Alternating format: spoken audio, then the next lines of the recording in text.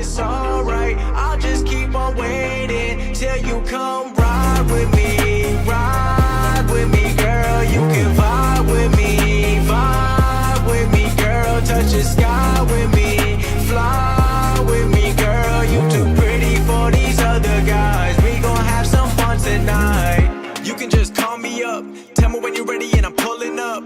Waiting outside in a blacked out Benz. Busy for the night, just tell your friends. Anything you want and you know I got it. Everything on me, don't reach for your pocket. I know you a good girl, never do you wrong. Living in my own world, busy making songs. Thinking about you every day. Wishing that everything would go my way. But I've been searching and searching again. I'm looking for love, I'm not looking for friends. Wondering if you really might be the one. You know that you perfect, you shine like the sun. You making me chase it, you know that I run. I'm never gonna stop till I stop having fun. Ayy. You've been acting like a stranger. Said you see me later, but you never call back. I've been getting faded, running out of patience, but I know it's alright. I'll just keep on waiting till you come ride with me. Ride with me, girl. You can vibe with me. Vibe with me, girl. Touch the sky with me. Fly with me, girl. You too pretty for these other guys. We gon' have some fun tonight. Pretty young thing, that's my PYT. You should go and do your thing, just don't forget about me. Cause baby, I can't stop you. Both probably out here wildin'. Long as you know I got you, and you the one I ride with. I'm tryna put in work, put the gas to the flow like skirt. Pull through, I might swerve, I know your worth. Slash is a gift and a curse, let me hit it all night like dirt. Just hit my line, baby. Come catch a vibe, maybe. I've been waiting on you way too long. You've been acting like a stranger. Said you see me later, but you never call back. I've been getting faded, running out of patience, but I know it's alright. I'll just keep on waiting till you come ride with me. Ride with me, girl. You can vibe with me. Vibe with me, girl. Touch the sky with me. Fly with me, girl. You too pretty for these other guys. We gon' have some fun tonight.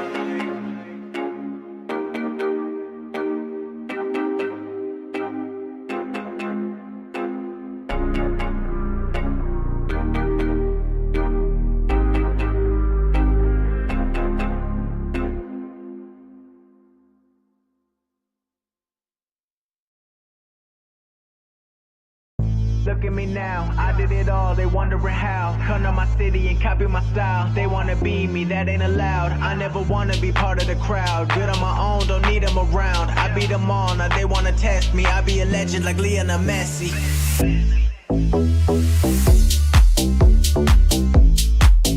I be a legend like Lionel Messi.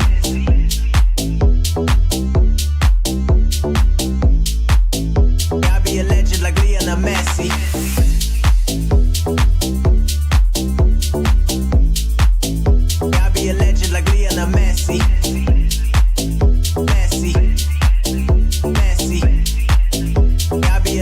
Lionel Messi. Look at me now, I did it all, they wondering how. Look at me now, I did it all, they wondering how. I never wanna be part of the crowd. Good on my own, don't need them around. I beat them all, now they wanna test me. I be a legend like Lionel Messi.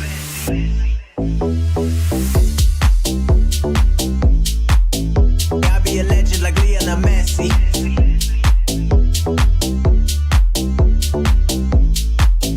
I be a legend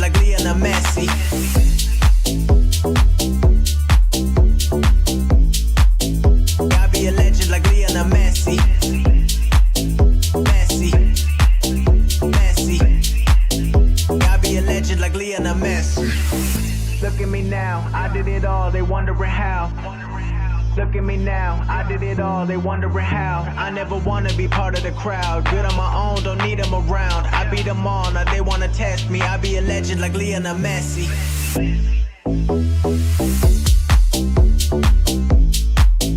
I be a legend like Lionel Messi.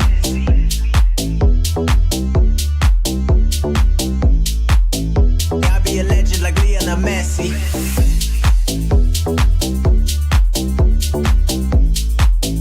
I be a legend like Lionel Messi.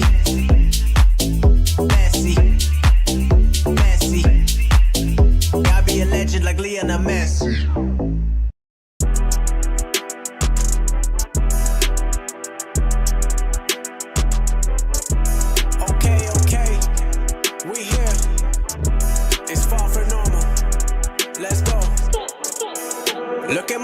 it's one in a million. Got in the whip and it don't got a ceiling. Walk in the crib, it look like a museum. Hop out of bed, I'm like, damn, what a feeling. Came a long way from the life I was living. Put in the work and it stopped for a minute. They standing up when I walk in the building. Look at my life and it's one in a million, yeah. Hey, look how I fit in a pocket. All of these bands got the 808 rocking. Reppin' and see, then I went to the league. Now I'm ballin' out like they be calling me Wallace. My circle gets smaller with every comma. All of the dollars be bringing the drama. Live in Miami, I'm bringing the heat like I'm turning my studio into a sauna. Fuck what they thinking, I'm honest. Never been too good at taking no losses. I just keep winning again and again and again. My bank know me by name when I make a deposit. Got a new closet inside of my closet. Gonna be the greatest, I made me a promise. All of these rappers would rather look rich than be going and making a profit. Look at my life and it's one in a million. Got in the whip and it don't got a ceiling. Walk in the crib, it look like a museum. Hop out of bed, I'm like, damn, what a feeling. Came a long way from the life I was living. Put in the work and it stopped for a minute. They standing up when I walk in the building. Look at my life and it's one in a million, yeah. I know I'm cocky, I say I'm the best. I got out the Porsche, the color the next. The music be putting the rumors to rest. They been taking shots, got a bulletproof vest. I feel like I gotta do more than the average. Loving the hate, they gon' come as a package. I never been one that gon' move with the masses. My only two friends are the pen and the pad, and I'm putting the magic to work. Always been putting my family first. Fuck all the critics and all the opinions, cause they be discussing my life knowing theirs are the worst. Telling the truth always hurts. Thinking my life is a gift and a curse. All that gon' matter is what they all say about your life when you locked up inside of the hearse. Look at my life and it's one in a million. Got in the whip and it don't got a ceiling. Walk in the crib, it look like a museum. Hop out of bed, I'm like, damn, what a feeling. Came a long way from the life I was living. Put in the work and it stopped for a minute. They standing up when I walk in the building. Look at my life and it's one in a million, yeah.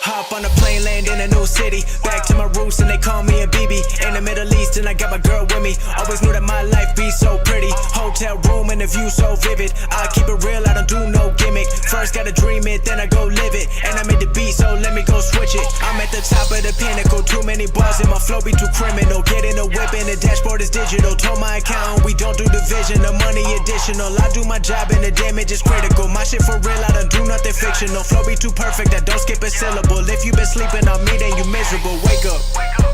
2016, had to go and get my cake up. Got my mama new whip, had to repay her. All the long nights that she had to go stay up. So I could do this, now her son can't weigh up. She ain't gotta worry about nothing. Everything good in my life, I ain't frontin'. Went all in with my cars, I ain't bluffing.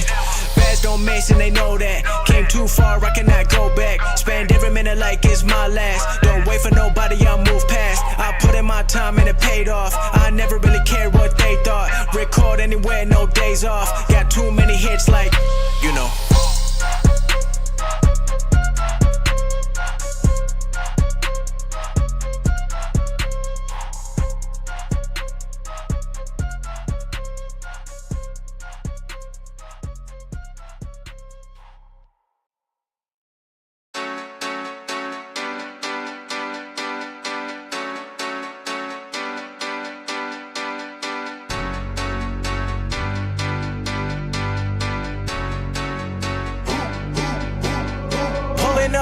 Pulling up, shut it down when I'm pulling up. Come around when I'm pulling up. In my town and I'm pulling up. Ready for anything, anyone. Know that I get it done. In the bands, I be pulling up. Tell your friends, cause I'm pulling up. Ready or not, I be pulling up. Remember they said I'm not good enough. I took all the energy, turned it to greatness. Now look at my life, man, it's looking amazing. I'm ready for anything, anyone. I've been so ready for everything I've become. When I was stuck, I had no other option. Believed in myself when the shit wasn't popping. I got it like that. Who you know got it like that? Who you know getting degrees and they rapping like they got diplomas in rap. Made it this far and I still got a lot to accomplish. In fact, and I know they believe it. I'm talking arenas from LA to Sweden. I never stop winning, I feel undefeated. I come to your city and everyone pulling up. Shut it down when I'm pulling up. Come around when I'm pulling up. In my town and I'm pulling up. Ready for anything, anyone. Know that I get it done. In the bands, I be pulling up. Tell your friends, cause I'm pulling up. Shut it down when I'm pulling up. Come around when I'm pulling up. In my town and I'm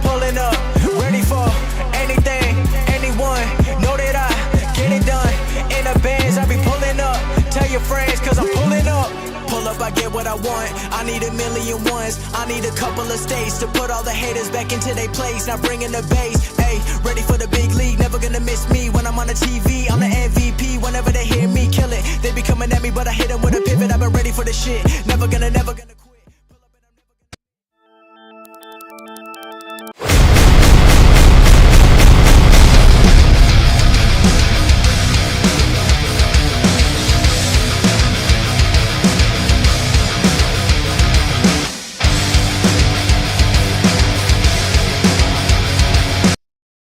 Good afternoon, good evening, everybody, and welcome to Thursday, Sec Data Ops. I gotta give it, listen, I want W's in chat for Robbie and those graphics. I gotta give it to Robbie. He really outdid himself with the graphics for today's fight night. I love the graphics that Robbie does for the stream all the time, but I gotta say the ones he's done for fight night have been absolutely amazing. So W's to Robbie for that one. Happy Thursday, everybody. Welcome to our April 10th episode of Sec Data Ops, or Security Data Operations. This is our bi-monthly stream where we talk about everything security operations, everything data operations, and really the convergence of the two of those in the modern day cybersecurity team.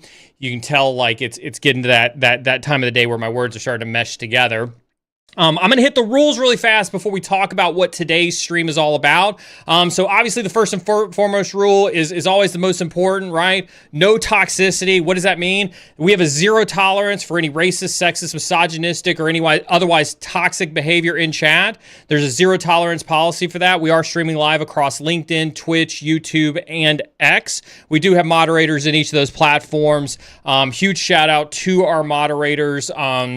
Who are here to keep chat free of any of that type of behavior as well. Our moderators make no qualms about utilizing that ban button in their respective platforms. Mods are not here, however, to stifle chat in any way. If you're new here to the stream, you know that we absolutely welcome and love friendly civil discourse and chat across whatever platform. And so we highly, highly encourage you to commune and participate in chat with your fellow cybersecurity professionals, whatever platform you happen to be tuning into us on. Love to see the chat hitting it up already, inside of chat. So keep the chat flowing. With that being said, we have a very special Sec Data Ops today. And so I'm going to talk a little bit about our second rule, which is more of a reminder, which is around questions. We are going to do today's fight night debate style. And so what that means is that I'm going to be pitting two CISOs against each other, and I'll kind of talk about that here in a little bit. I want you to continue to still ask your questions in chat at any point in time. You could drop them in chat. Moderators are going to grab those chat questions and put them into a queue, and we will be presenting them to our debate panel or our debate panelist here during the stream. Unlike our normal streams where we can ask questions in real time, we're going to allow the debate participants to go at each other on their respective topics. And so we'll be aggregating the questions and then saving those for an audience dedicated section. Specifically around, some of the questions from the audience. And so it's all the more important that if you hear one of our debate panelists say something defending or promoting a particular topic that you're interested in, that you absolutely get that question in, and we'll do our best to address that question towards the end and allow that debate participant to respond to said question. With that being said, either way, bottom line is always get those questions in early. Don't wait till the last minute. That is kind of the benefit of this stream being live, is that you can get those questions in early, and we will get them to the respective people to get them answered ASAP. So with that being said, let's talk about today's stream. And with that being said, I'm actually going to bring in our debate panelist here. Okay, good. That transition worked. It's always skeptical whenever I do the transition. So I want to welcome our debate panelists. First and foremost, I want to welcome Rudy Ristich. Rudy's been here before. Rudy, say hi to stream. You've been here before. Hey. Thanks, Rudy, for coming back. Rudy is the CISO for Avant, the CISO and the CPO for Avant. Great, fantastic security, experience. He was on the stream a couple months ago. He did such a great job, and chat seemed to love him so well that we decided to ask him to come back. Rudy is going to be representing the skeptical anti-AI side of AI in the SOC. So he's here defending all those folks who think that AI is not here to take your jobs. AI is bad for the SOC. There's no way that AI can replace a SOC analyst. So Rudy is here defending that side of the equation. Paired beside him is somebody who's new to the stream. So let's give a huge cyber insecurity sec data ops welcome to Kwak. I've had the privilege of knowing Q for a year and a half now. Q, I think we've known each other, something like that. Yeah, it's about 2 years. About 2 years, yeah. Q's the CISO at Pearson, former CISO at Morgan, E-Trade, bought by Morgan Stanley. Tons of years of experience, leading security teams for large financial companies. I've done dinner with Q a number of times. We've hung out at events together. I've talked to Q a lot. I absolutely love Q's perspective on this. Q is absolutely here representing the pro AI perspective. He's going to be here. He definitely believes in AI in the future of the SOC. He's very much leaning into it at Pearson. And in our conversations, you can tell that he's very, very immersed in a lot of the things that are going on with AI. Gentlemen, welcome to the stream. Before I cut loose with the first questions, I do want to remind our audience, this was actually asked in sub chat. They had asked me about you guys' operational, tactical level backgrounds. And I had assured chat that both of you are very, very smart, very, very technical, and very, very tactical. Rudy, really quick, starting with you, if you give us a quick synopsis of kind of like your operational on the ground, kind of experience and perspective on how you see the world.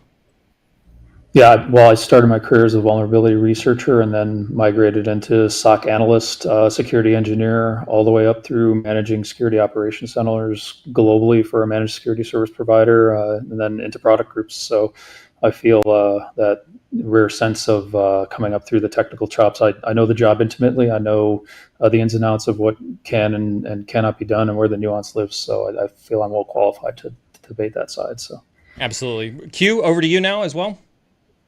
It's great to be here. So I grew up more on the networking platform side, building high performance platforms and networks for trading systems, market makers. And then I ended up getting into security because of a lot of the various attacks that we started seeing at E-Trade. And then that was a combination of cyber and fraud. And with that, just really being able to enable the business to move at a fast pace, but keeping our customers safe. Thank you for that, Q. So as you can see, chat, I did bring some folks who don't just sit on the podium of CISO. They've spent some time at the level with you in the SOC and in the operations center to kind of represent kind of both sides of this. With that being said, some really quick debate rules for my gentlemen on the panelist. I'm going to ask a question to one of you in either a pro or an anti-AI fashion in four respective areas. You'll have a few minutes to respond to that individually, and then I'll offer it up to rebuttals to your opposing candidate. Any questions, comments, or concerns about debate rules? None. Cool. I'm good. All right. First question is over to you, Q. Q, according to IBM's cost of data breach report in 2023, organizations leveraging AI and automation identified and contained breaches 28 days faster and saved nearly 1.8 million more than those that did not. Given these stats, do you believe AI should now be considered mandatory in modern SOCs? And how do you respond to critics who say these benefits are exaggerated? I agree that it should be a part of the modern SOC. It's already there, right? Some of the EDR tools that you use, some of the SIMs, and they already have AI built into it, whether you like it or not. So the more that you can start leveraging those capabilities, the more that you can start extending those capabilities, you're going to be able to identify potential risks faster, potential foothold situations faster, and then contain them before they become a breach. That's in terms of the IBM report. I think it's fairly accurate, but it's also tends to lean toward worst case or best case scenarios. Any one of us that have been involved in a breach, a lot of it is dependent on what's the scope, how much data do they acquire, and how sensitive is the data. So when they say the average is around $4 to $5 million for a breach, it varies. So the benefits will also vary. A lot of it's going to be situational. What's the benefit you can get? how fast can you identify challenges and issues, and then how quickly can you respond to them. But it definitely does reduce the time to identify and minimizes the dwell time. Rudy, over to you for a rebuttal.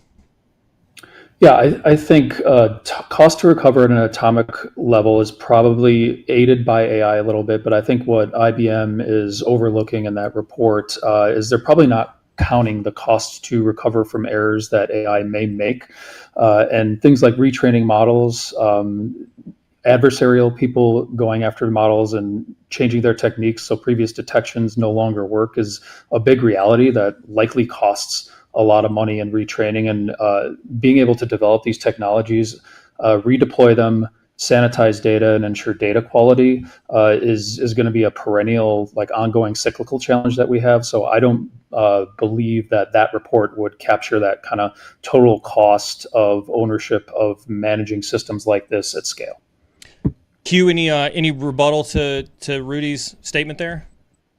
Yeah, I think that's already happening today. And let's take AI out of the mix. I mean, people are already doing that work. They're making mistakes. They're sanitizing data, trying to understand where it is. This will allow you to do things faster and more efficiently. And it's not saying that there won't be mistakes. And that's why you need to make sure there are guardrails in place that allow you to identify potential anomalous patterns, even just basic data sanitization, data migration, any of that kind of stuff. We're already monitoring that, right? So you just got to make sure that you understand what the heartbeat looks like, and then you can respond to it and ensure that your models are effective. All right, this is going to be over to you, Rudy. Feel free again. If I didn't know if I caught a breath there, Rudy. If you want to respond to Q, let me know. But feel free to. You good? Okay. So question 2 is actually over to you, Rudy. Proponents of AI argue that AI-powered analytics can sift through millions of data points far faster than human analysts, drastically reducing alert fatigue. With AI-based triage now claiming over 90% accuracy in some platforms, and the source for this is Palo Alto's Cortex's XSIAM demo at RSAC in 24, why wouldn't every SOC be moving in that direction?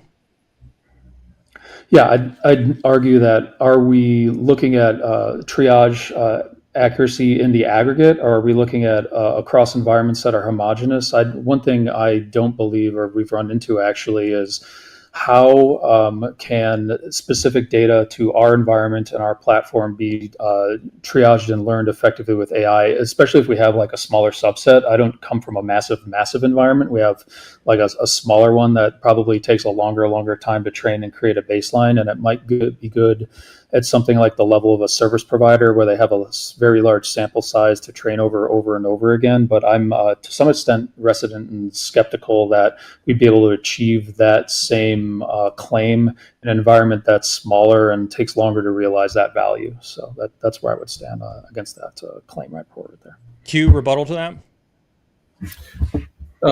Depending on the environment, I think when you talk about smaller environments, there's probably things that you can gain efficiencies from related to just the commodity type attacks, right? So if you talk about ransomware, play ransomware, it's pretty straightforward. And being able to leverage AI to make those detections and mitigations pretty quickly really protects your company from that. And it also brings capacity back to your security operators to focus on things that are very unique to your business.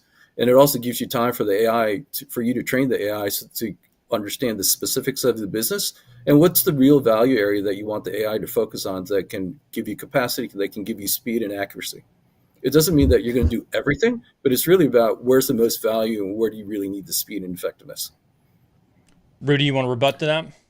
Yeah, I mean, I'd say I'm not going to dispute the value in commodity attacks and detecting commodity things, and I think by and large we've done very well at that, and AI is going to help improve that from that perspective. But the things that keep me up at night the most are the bespoke and unique things that are unique to our environment and our stack and our tooling. And specifically, I think you can probably appreciate with your background of fraud at E-Trade, like fraud is extremely iterative, and it's a game of whack-a-mole where one attack will succeed quickly over a weekend, then we can put countermeasures in place that largely defeat that. But then within another couple of weekends, we've got adversaries that have tested and detected new attacks, and I think those things are the type of things that we want to put the best technology and horsepower against. And I think AI has a long way to go until it gets there and is effective at that.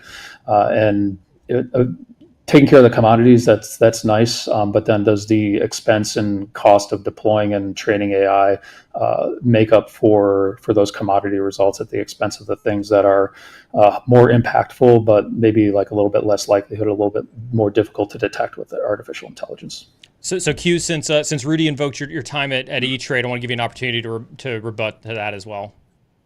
Sure. So a lot of the fraud that we saw was the initial ones were commodity based, right? And then they would start to tune and figure out and probe and figure out how do you get around a lot of the controls or measures that you have. Using AI, you can actually get into a lot of details and do the analysis quicker. So let me give you an example. When we got into the data around user agent strings, it would take my team maybe a couple hours to 24 hours, depending on sophistication. We would look at how are fonts being displayed, and then it would give you an indicator. Are they using an emulator? That font looks very strange, and that's not the way it typically is represented. So it looks like they're using a Linux box to emulate a Windows box, right? So it took us time to do that. But using AI, a lot of those things you can discover pretty quickly. And that's what I mean by commodity. Those are pretty standard tactics. And then using AI, you can discover those very quickly to get rid of those or block those outright, and then understand what are the potential patterns that you could see in the future, or also what are they doing to potentially get around your controls. That's where AI becomes interesting. It doesn't mean it's going to replace humans in terms of thinking, but I think what it can do is that it can iterate very quickly around all the options, and then humans will take a look at it and figure out here's the most probable ones that we want to focus on. Okay. Moving on to question 3. Q, this is going to be for you first on this one. Gartner predicts that by 2026, 60% of SOCs will rely heavily on AI for tier 1 and tier 2 triage work. What do you say to organizations still staffing large tier 1 analyst teams? Are they wasting money, or is there a balanced middle ground? It's going to take time, but they need to start using AI to really understand their environment, as Rudy mentioned. The sooner you get into the ecosystem, having AI brought into play and really understanding nuances of your environment is going to help you to ensure that you got the proper staffing. But the other thing it's going to do is that it's also going to train your talent that you currently have really how to effectively use AI. You don't just go in there and just say, all right, let me ask the AI question. There is a skill set required to actually prompt AI effectively to get the right answers, and also to continue to challenge it so that you're validating the answers. That's a skill set that needs to be nurtured and developed. That's why universities out there are actually having classes around this to help individuals. And also a lot of companies are having classes to educate and learning frameworks to educate their employees in terms of how to use AI effectively to become more efficient at your job. And that's what's going to happen within the SOC, is that you're going to see initial entries, people learning how to effectively use it, and then eventually getting to a point where you've got people at the tier 2 level that can really, really do some interesting things with AI. Very similar to how we started with query in the early days, right? We had people asking me questions, and then afterwards, like, show me the script. And that's how a lot of my SOC learned how to effectively script to find anomalous patterns within the data. So Rudy, I saw you scribbling really fast on your notepad down there. Do you have a rebuttal to that one? I'll just try to be polite. Yeah, it's like, okay. So one thing I love about what Q said, I believe, like a lot of what makes me reticent about AI is I feel it's one of those, and this is not just like within the SOC. I think it's most AI that I see people using is I wish there was like a driver's license or something where people will get qualified to use some of this stuff before they start, prompting and regurgitating garbage all across the internet. But I think that's largely something that we need to be careful of as this technology proliferates. Is how can we enable the tier 1s, to kind of graduate to tier 2 work, but also put the time in to ultimately learn those tier 1 chops to be able to, I guess, double check the AI to ensure that it's doing accurate analysis or providing accurate information back, so that if there is some kind of error or problem, we can catch that without having to kind of like shift the problem to, instead of needing, like maybe a dozen tier 1 operators and one tier 3 person, how can we avoid having to have like 4 or 5 tier 3 level aptitude people, because there's such a skill gap that we create that basically tier 1s and tier 2s take a longer time getting to develop those skills, because they aren't doing it as deliberately as they would and before they had the tools to do it longhand, like always using a calculator for calculus before learning the underlying algorithms and doing it longhand, that type of a thing. Q, do you want to send a rebuttal to that one? I don't disagree with you, but I'm going to use the example of early days of Splunk. It would aggregate a lot of data for you and give you basic information. And then they started to build models. Do we actually train people on the basics of those models, or do we leverage their sophisticated models and then respond to the outcomes of it? And that's what I'm seeing with the future state of AI, is that we're going to continue down that path. We're going to have specialists. You're never going to get away from specialists that really dig into it and challenge it. And that's where you really need to focus on people. I'm going to refer to it as the challenger or the red teaming group, to make sure that the AI is still doing what it should be doing. But not everyone that's going to be at a tier 2 or tier 1 level is going to be doing that. You're going to have a specialist group, and that's how things are going to evolve. Okay. So that was section 1. We're going to move into section 2 now. And this one's going to start off with Rudy. We're going to lead in with you on this one, Rudy. So you get the first jab at this section here. Now, Rudy, as you and I have talked, you've come from a history where you've been part of ML programs in the past, and that kind of seeded a little bit of that baseline skepticism that you have, around AI.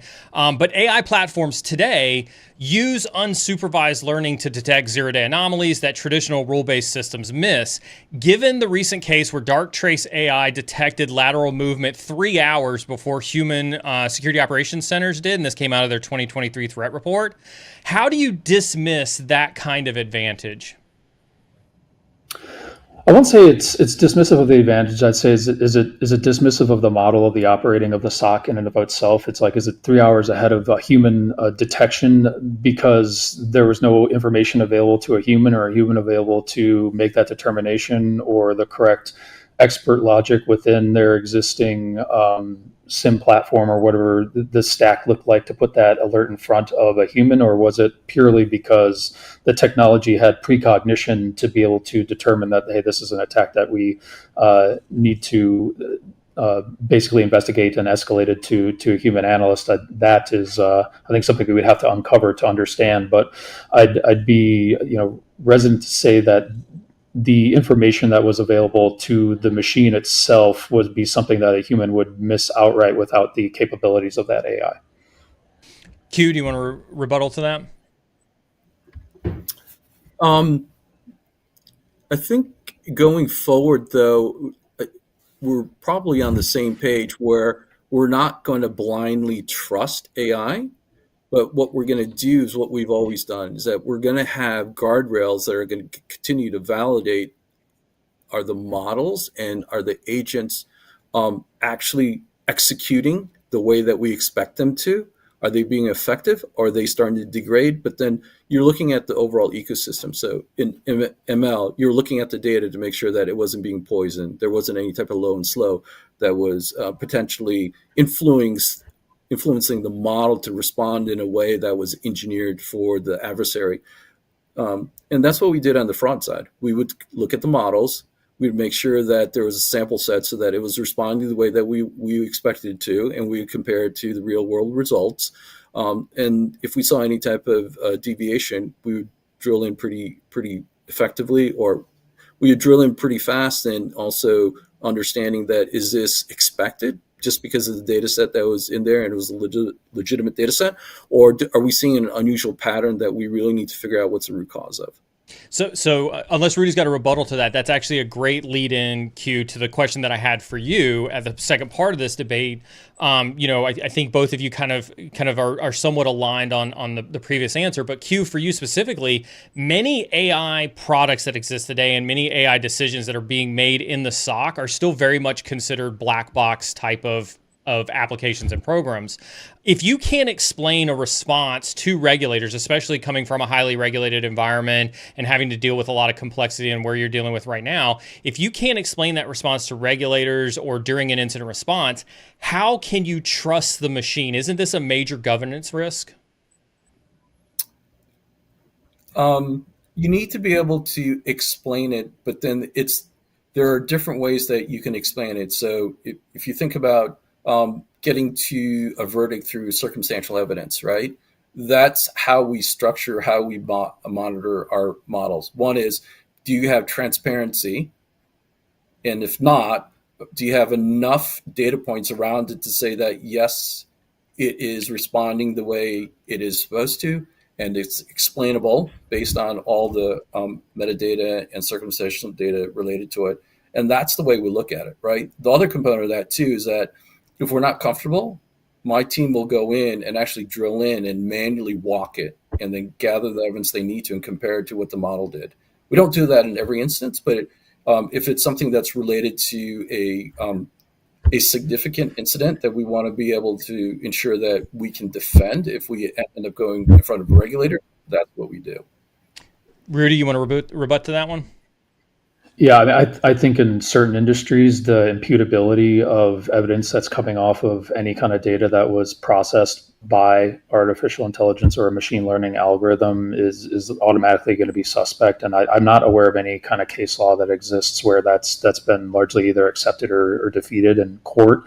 And I think the axiom that we used to use back before AI was called Gen AI or AI, back when we were largely calling it machine learning, was that changing anything changes everything effectively. So if you change one of the inputs to a model and it's informing you either another model or some other output in some other system, all those corrections need to cascade. There's basically a Google research paper that anyone can go out there and kind of read a lot of these concepts. That was called something like machine learning is the high interest rate credit debt of technical debt, and a great paper that lays out like all these concepts that actually came to fruition in real life with the underlying technologies that's now the building blocks of like the systems we're talking about today. And it might be okay in certain sectors that are like either not regulated or like there's no kind of like financial or court ramifications of the output, but bringing some of these things into a courtroom, I think we have a hard task in front of us to figure out how input A going through black box results in input B consistently. And being able to explain what's going on between A and B is not trivial, and it's not something that's easily explained to laymen. And it's not even easily explained to some people who are like deep professionals within the space. Q, I saw you shake your head on that one. Did you have a little rebut to that one? You want to? The way that I've been always thinking about this stuff is that if there's critical items that are going to go in front of regulators, right? Maybe you don't use the full scope of AI, right? There's stuff that that can be defended effectively. It's transparent, it's explainable, and that's what you leverage.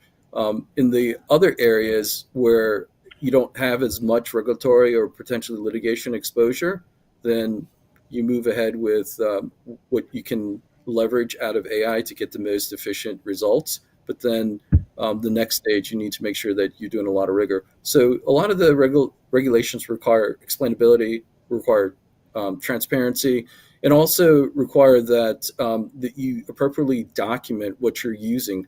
So a lot of that process will bring in transparency and explainability. And then there's also a decision point.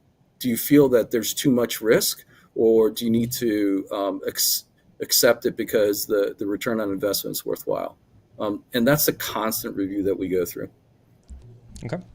Moving on to the next question, Rudy, this one's going to be for you first. And obviously we stream in front of thousands and thousands of people every week. And so there's always the human side of things when we start talking about AI and the SOC and whatnot. And so AI-based SOCs, I was just at FSISAC, the AI-based SOC was everywhere. I think, you're probably seeing it at a lot of conferences these days. RSACs are right around the corner. I'm sure we're going to see it at RSAC. But AI-based SOCs are saying that they may reduce entry-level jobs and training opportunities. If we're relying on machines to do all of the grunt work, where do tomorrow's defenders come from? Isn't there a risk of eroding the pipeline of cybersecurity talent? I say there's likely a risk that we slow the development of talent, but I'll draw attention to the concept of it's called Jevons paradox. It's been around for a while when efficiencies kind of emerge in technology. I think it started with using coal to power steam engines up and down the Mississippi River, and it basically says that like as machines become more efficient, like those other resources actually become consumed more than less because it makes it easier and cheaper to operate those machines. And I think human capital is one of those resources that we use in our day in and day out, that we might create so much work or make it so easy to spin up like an operations center or capabilities or enable people that instead of having to go to service providers, maybe we're able to enable like some of these smaller medium businesses down the chain to spin up the capabilities. But then they need someone who's like a tier 1, tier 2 type person, or sorry, tier 2, tier 3 type person, and they're just simply unavailable because we've shifted the capacity and like intellectual skills gap problem higher up the chain. So that's my thoughts on that. Q, you want to rebuttal to that? We're already dealing with that problem. Let's forget about AI, right? Just the requirement to have that level and skill set out there, we're dealing with that today. I don't think we're going to lose that talent. I think what we're going to do is just get more creative in terms of how we find really smart people that are able to do level 1, level 2 type work. When I look at the early days of building a SOC, it was really, really hard to get talented people to come in. And so what we ended up doing is that we ended up creating a cyber range. We ended up creating a program. What are some of the basics we'd want people to understand how to do? And then we ended up going and hiring really smart people. And it was based on what kind of questions would they ask? How intellectually inquisitive are they? And then how would they then take off with the challenge in front of them? And I think we're not really going to lose that. We're just going to give new tool sets to those types of people so that they can actually get up to speed faster. Rudy, any rebuttal to that? No, not a clear rebuttal, but I'll just say yes. I think we fundamentally agree on the problem. And I think what it is those challenges and tactics to solve the skills problem, where we're going to have to get people.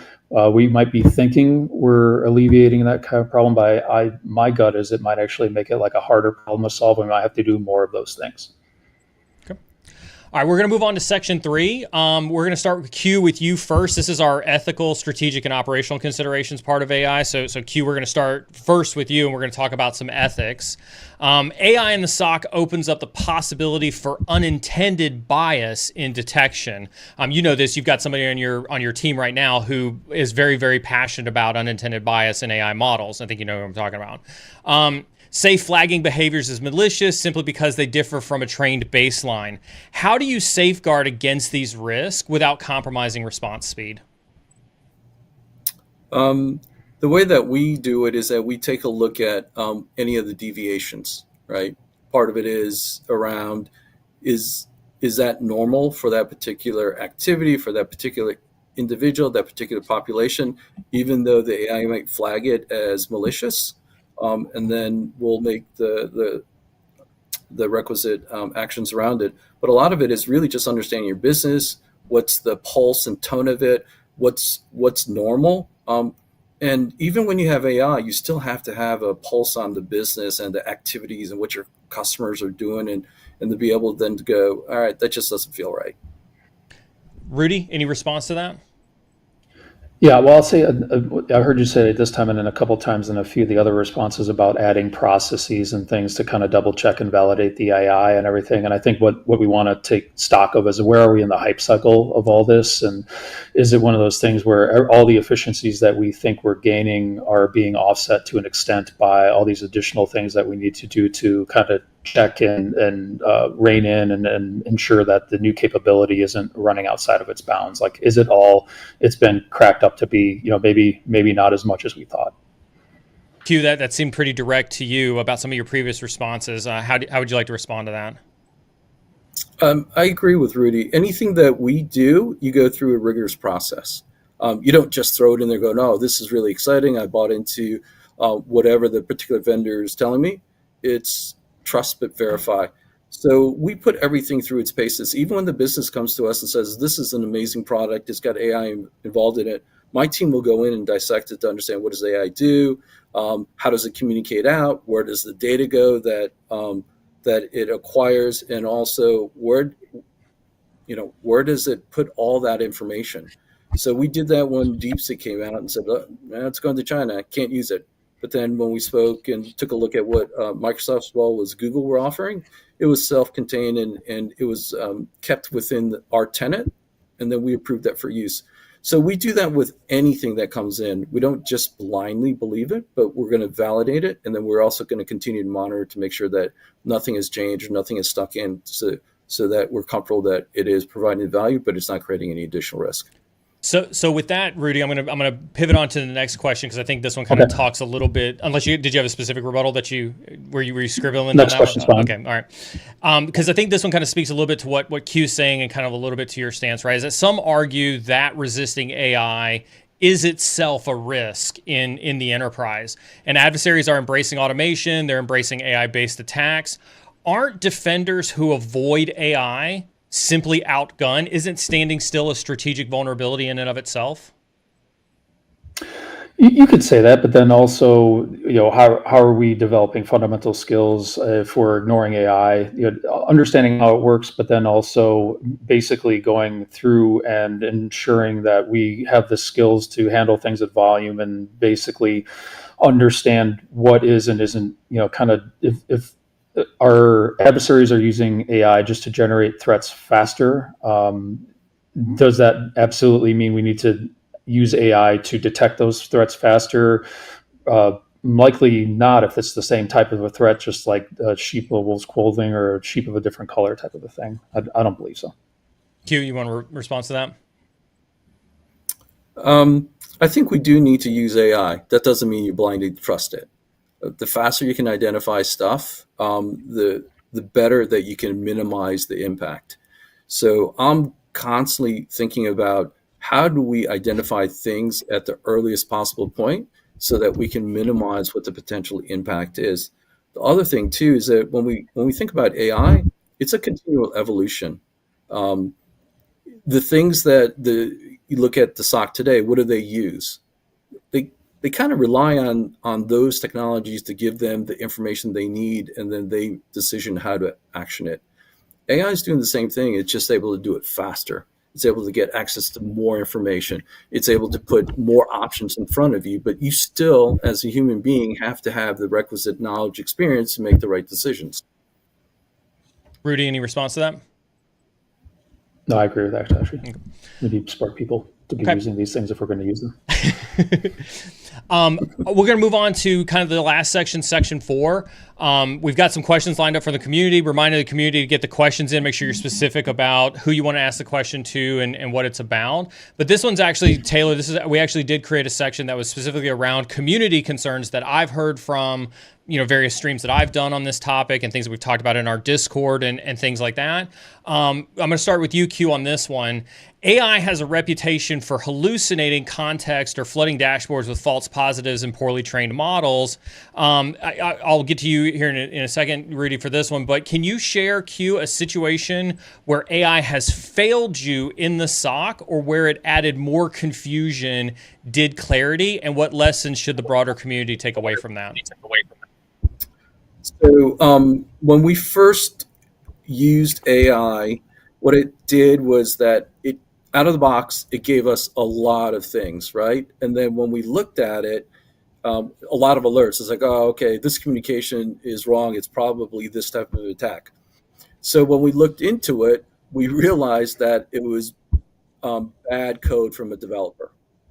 And then we were able to fix this. It's not dissimilar. This is probably Damien. It's not dissimilar to like when we first rolled out a SIM at E-Trade. It was ArcSight, and then we got all these alerts that we were being hacked. And then what we found out was that there were developers that were using their own personal accounts, and then when their passwords were reset, they forgot that it was embedded in the application, and then we get flooded with failed login attempts. So it's very similar. And so when you roll out anything new, you have to really burn it in. You have to understand, what is it detecting? Is that rational? Is it an issue within the environment? or is the model wrong and you have to continue to feed and tune it effectively? Over to you, Rudy. Can you share a situation where AI has failed you in the SOC, or where it's added more confusion, did clarity? I'll say not outright failure, but sometimes you think you're going to get one thing and you definitely get something else that's maybe helpful but less helpful than what you hoped for. So like we deployed a very large scale kind of machine learning model in my past where we thought it'd be kind of maybe naively the holy grail of like replace a lot of analysts and allow us to scale very quickly. But what we found is it actually amplifies past errors that might be there, even if they were small. So it had us shift kind of focus really more to making it a QA tool and having like a lot more QA on the decisions that were made kind of at scale before we were able to implement that tool. So that's one kind of just like lived example of how, we deployed something that was fundamentally sound, got literal like PhDs within the field at the time to help build and architect these engines so that they were correct by theory, but then in practice we got something completely different than what we were expecting. So we're gonna start this time. This one's gonna come to you, Rudy, pretty fast. A concern I've heard from frontline analysts is that leaning on AI tools too much dulls their analytic edge. How do you preserve critical thinking and deep expertise in these AI automated SOC, type of environments? Yeah, I think it's like studying any other kind of martial art. You got to have like a coda, and if you're not getting like new fancy things to look at in practice, you got to be looking for things outside of like the real threat work to emulate things that you might see in the environment. And I think, I kind of come from a background where we were managed services and saw everything in every type of environment, so you didn't have to do that as deliberately. But if I think about folks in, kind of one industry, small SOC, where they're only seeing the certain things that come across their desk, they're doing themselves a disservice if they're not getting out there, looking for new things to dissect, doing challenges and CTFs and things like that to keep themselves sharp. So part of it, a little bit of personal responsibility there, and kind of being aware of where you are in the ecosystem. And if you think AI is making your job a little more dull or drab or less predictable, if you seek, you will find opportunities to sharpen the saw. Q, over to you for this one. Did you have a rebuttal to that one, or are you good with that one? No, I agree with Rudy. All right, so over to you for this one. This one came in as, even if AI in the SOC proves technically viable, many orgs, and I specifically highlight you because you've been in a lot of large organizations, many orgs struggle with adoption. I know you know this one hits very close to you in terms of adoption. Analysts don't trust the insights, engineers don't want to integrate it, and leadership may not understand it. Isn't the bigger question, how do we lead through this shift, not just build it? That's exactly the question. Anytime you have a shift, it's around leading, right? What do your people need? What are they afraid of? What does the business need? What do the customers need? And then what's the real sweet spot where you bring in the new capabilities initially? And then how does that help your people? How does that help the company and your customers? Where we brought in AI, my team was struggling with just getting visibility. Their complaints were, we've got so much data, we don't know what to focus on. And then when we get the results, we just don't have the time to go through it. So we as a team said, where would we get the most value? What would you like it to do? And then we use that as a prototype. Rudy, any rebuttal to that one? I think similar response. I'll bring it back to the kind of hype cycle mental model is, our team's always been, kind of on the edge of trying to enable the business to explore and use AI in a way that's safe.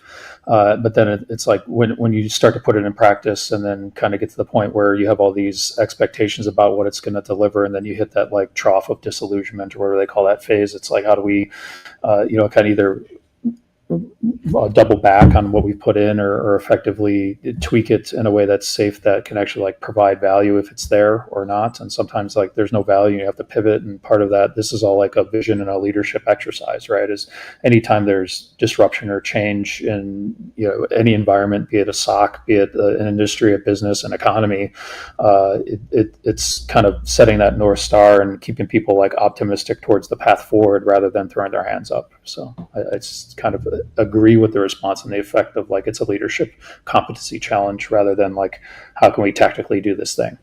Love it. All right, gentlemen, that's it for the barrage of questions. I'm going to give you both about 2 minutes to do closing remarks on your position, both for and against, AI in the SOC, and then I'll go to some of our community questions. Reminder, community, to keep the questions coming in, and we'll try to get those knocked out, as well. So for closing remarks, Rudy, I'm gonna head over to you for first closing remarks, since Q got first question on anti-AI in the SOC.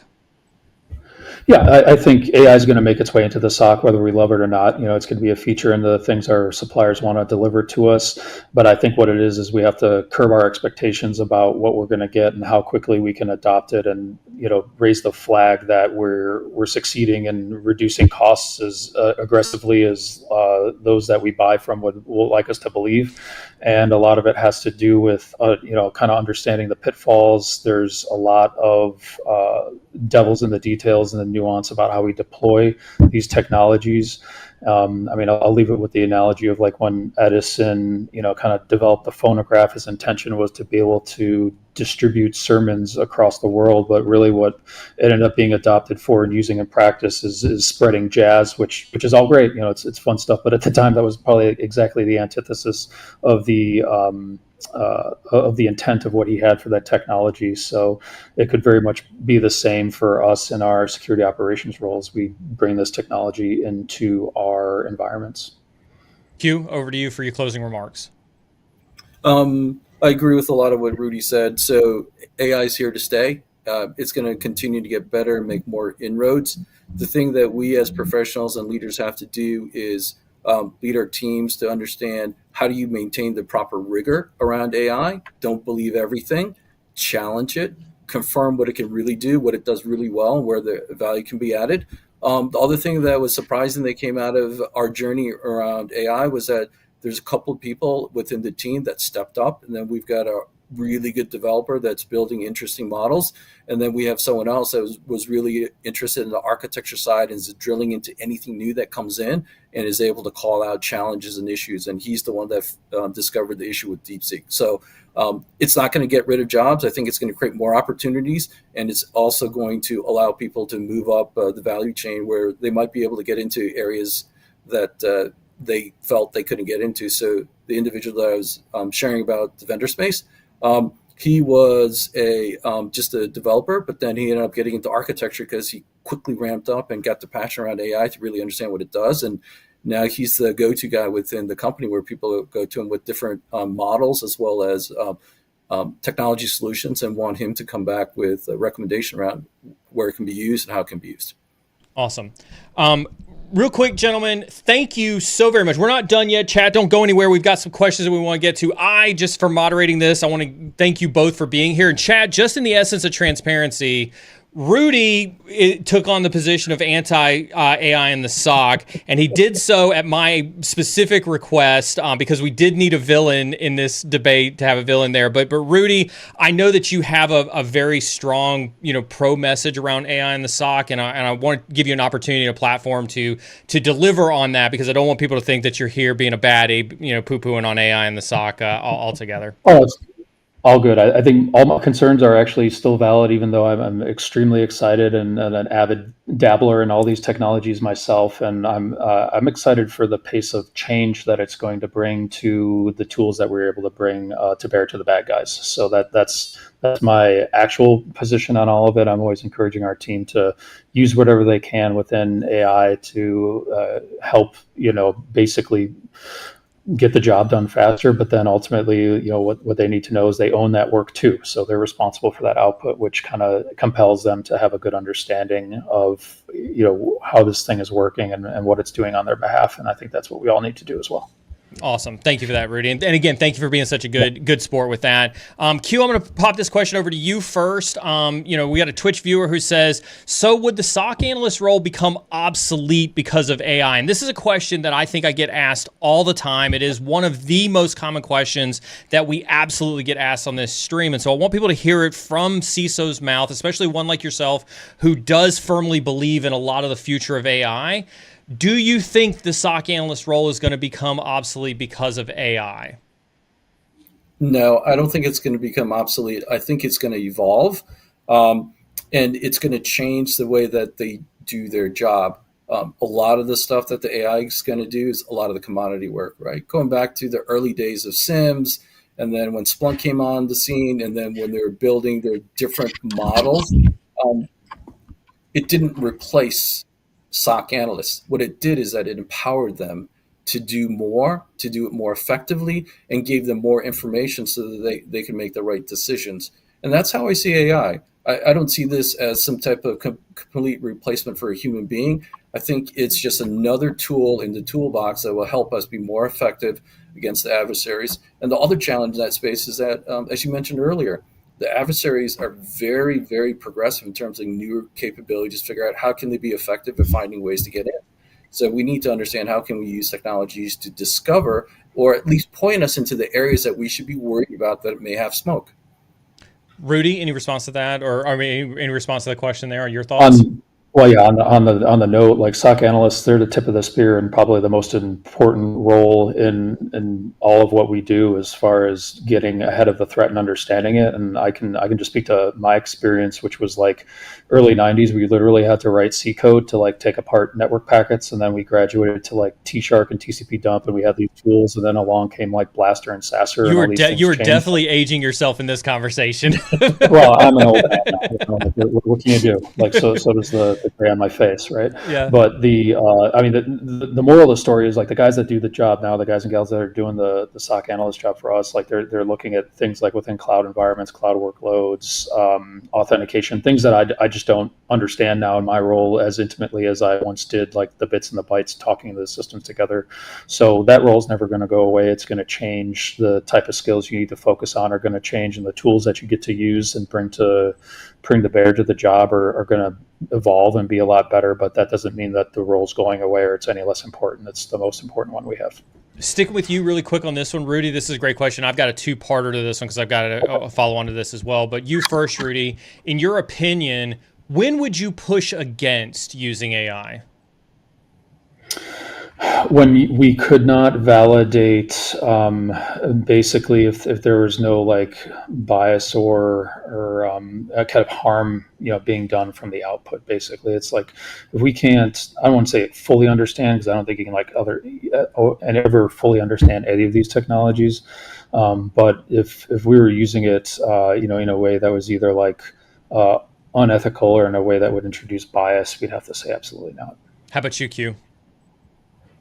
Very similar, right? Going through the rigor, if it doesn't meet our criteria that we're comfortable that we can stand on the results, then we're going to push back on AI. And we've done that in a couple of different situations, right? It's around, all right, that's great that it's taken all that data, but frankly, the results aren't giving us any ability. It's creating more work for us. And if we take the action that it told us to do, it was a really bad false positive. I want to follow on with a kind of a joint one between that last question and this one as well, because we talked about AI replacing SOC analysts and SOC analysts being the tip of the spear. If I asked you both, and Q, I'll start with you on this one. If I asked you to think about a world where your answer to that might change, what would AI's maturity or what capabilities would AI need to have where your answer on that SOC analyst replacement, where might that change? It's going to be when AI gets real intelligence and then understanding, can it actually do and make the leap of logic that human beings with a deep expertise and knowledge base have. Then it becomes a question of can actually the AI do a lot of things that a level one analyst does, and do we even need a level one analyst at that point? How about you, Rudy? Is there a line in the sand where you think there's a capability that AI would have to possess or demonstrate, or maybe your answer to that question would change? Yeah, well, I think even more broadly than just in like security operations, and I think we were talking a little bit about when we were orienting is the when agentic capabilities allow systems to talk to other systems, and our security tools can work better together, and not just like our security tools working with each other, but the security tools working with systems across the enterprise to just do the detective work that we need to do on an in and out basis. I think that's the inflection point, specifically for security operations. I love it. We're coming up to the top of the hour. I want to be super respectful. I got two very high-powered CISOs here. You guys have been absolutely amazing. Thank you so very much for participating in this stream. Thank you so very much for sharing your perspectives. I'm going to release you both, unless you got anything else that you want to say to the community or anything else like that. You guys good? Nope. Thank you all for entertaining the debate. Awesome. Thank you guys very much. I'm going to talk to my community really quick, and I'll see you both on respective text message threads a little bit later on. Chat. That was awesome. That was the first time we had done a format like that. Please let me know in community feedback on Discord if that was good, if that was what you expected. Obviously, I tried. It was very hard for me to not engage in that conversation as debate moderator. I'm not going to lie to you. It was super hard for me. I wanted to jump in there so many times. You guys, a lot of you know my stance on AI, and I wanted to respond a lot to what Q and Rudy were saying. I absolutely love both those guys. I think both those guys are awesome. They're both high class individuals in their respective organizations and very forward leaning. And so mass respect for them for coming in here and doing this. Thank you very much for tuning in for another Sec Data Ops today on Thursday. Don't forget, tomorrow morning, 8:30 a.m. Eastern Standard Time, we'll be right back here for Tea with a Hacker. Absolutely loved it. Y'all stay awesome. Thank you to the Query team for supporting me on the back end. Thank you to all my moderators. Thank you to Rudy and Q for an awesome debate. And we will see y'all in the morning.